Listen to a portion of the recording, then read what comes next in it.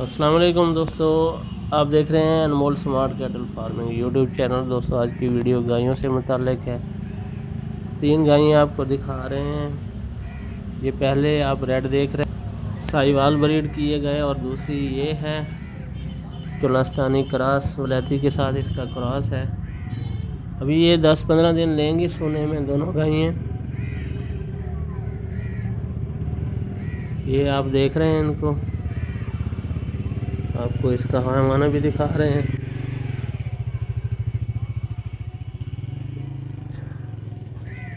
ये देखें जनाब, red and white sharp colour, और तीसरे चौथे सूए की ये गाय लग रही है, और ये सोई हुई गाय है।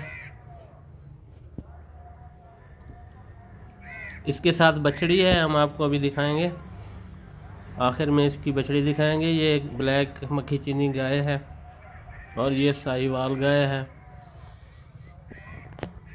ये भी 10-15 दिन लेगी। आप इसका हैवाना चेक कर सकते हैं। जिसके साथ बछड़ी है उसकी डिमांड है 1,40,000, और बाकी दोनों की 1,65,000 रुपये। ये साहिवाल, इसकी भी 65,000 रुपये, 1,65,000। ये है जी बछड़ी मक्खी चीनी गाय के साथ।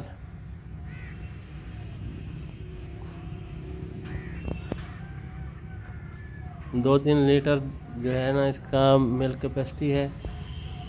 तो इसी के साथ इजाज़त, नेक्स्ट वीडियो तक के लिए अल्लाह हाफिज़।